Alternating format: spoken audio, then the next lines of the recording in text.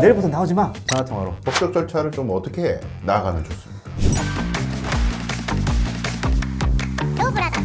해고당하는 게 근로자로서는 최악의 상황인데 그렇죠. 네. 해고를 함부로 할 수 없도록 일단 규제를 해야 될 것 같아요. 맞습니다. 심정적으로 마음에 안 든다고 내쫓아버리고 생긴 꼬라지가 싫어. 이렇게 해서는 안 되는 거 아니겠어요? 예, 예. 뭔가 좀 기준이 있습니까? 근로기준법은 사용자는 정당한 이유 없이 근로자를 해고하지 못한다라고 규정하고 있습니다. 사용자 마음대로 해고하지 말라는 말이죠. 법에서 정하는 절차를 준수하고 충분히 정당한 해고 사유가 있어야만 해고를 할 수 있고, 절차 위반하고 실체적 사유도 없음에도 불구하고 해고를 한 경우에는 이 해고는 무효가 되는 것이죠. 절차도 잘 지켜야 되고 통지를 언제 어떻게 한다, 문서로 통지한다, 그렇죠. 이런 것도 예. 잘 지켜야 되고 예. 사유도 해고 사유가 법에서 허용하는 인정하는 정당한 사유가 있어야 된다. 아주 엄격하네요. 사람을 내보내기가 어렵다는 그렇습니다. 얘기를 많이들 예. 하는데 좀 해고 사유와 시기를 네. 언제 해고하겠다, 음. 당신은 어떤 이유 때문에 해고당한다 라는 거를 서면에 기재해서 통지를 하게 되어 있습니다. 서면 해고 의무 위반하면 그 자체로 해고 무효사로 보고 있습니다. 아무리 내가 때려 죽일 잘못을 해도 잘못해서 하더라도 이런 서면으로 통지를 하지 않으면 그 해고는 무효가 되고, 한 건은 실체적 사유는 보지도 않습니다. 노동위원회에서 부당해고 구제심판 판정을 해보면은 내일부터 나오지 마! 전화통화로 라고 하는 경우는 무조건 복직을 시켜야 됩니다. 서면으로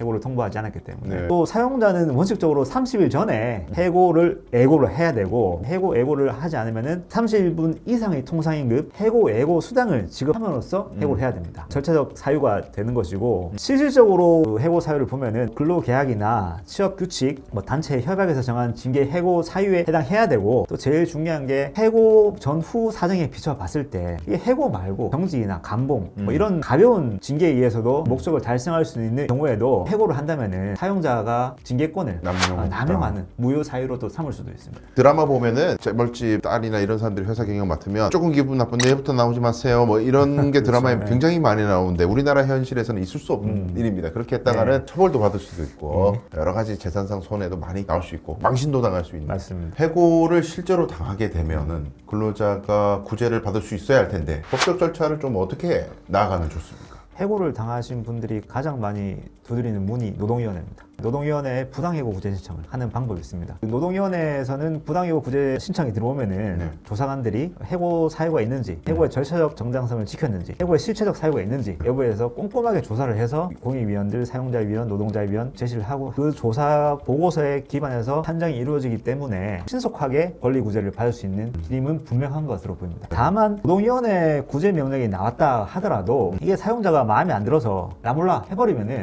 무시한다는 거죠? 이행 강제금 부과는 있지만 이행 강제금 2천만 원 내겠어. 그렇지만 얘는 안 돼. 라고 했을 경우에는 이게 강제로 또 복직을 시킬 수 있는 방법이 아니기 때문에. 복직하라는 명령에 불과한 거지 복직이 되는 게 아니라는 거죠. 그렇죠, 그렇죠. 노동위원회에서 예, 결정을 예, 한다 하더라도. 실제적으로 복직을 하거나 하기 위해서는 결국에는 법원에 해고 무효 소송을 통할 수밖에 없어요. 해고 무효 소송에서 이기면은 법원의 어떤 결정 판단이기 때문에 여기에 대해서도 사용자가 거부를 할 수는 없습니다. 판결이 있으면 복직된 걸로 그냥 효과가 생겨버리는 그렇죠. 거죠. 예, 예. 굉장히 강력한 거네요. 사실상 업무 배제를 하거나 이렇게 하는 경우들이 좀 많기는 하더라고요. 또 거기에 대해서 또 직장 내 괴롭히면 또 다른 문제로 또 돌아가는데 책상이 없어. 이런. 사실상의 어려움 때문에 근로자는 복직을 원하지 않고 해고 기간 동안에 임금을 받는 것으로 관계를 끝내겠다라는 신청도 가능합니다. 일을 안 했지만. 일을 안 했지만 해고 순간부터 부당 해고임을 결정하는 그 기간까지의 일을 했더라면 받을 수 있는 임금, 평균 임금으로 통상 계산하는데 그 상당 그 기간 동안의 그 임금을 지급을 구하는 것으로도 구제 신청을 할 수 있습니다. 법원에서 이 인정이 되는 부분이고, 만약에 이 기간 동안 통상적으로 이 근로자가 해고되기 전에 매일 밥 먹듯이 연장 근로했고 야간에도 일했고 이럴 경우에는 이게 상당 기간 지속됐으면은 이 연장 야간 수당까지도 해고 기간 동안의 임금으로 포섭시켜서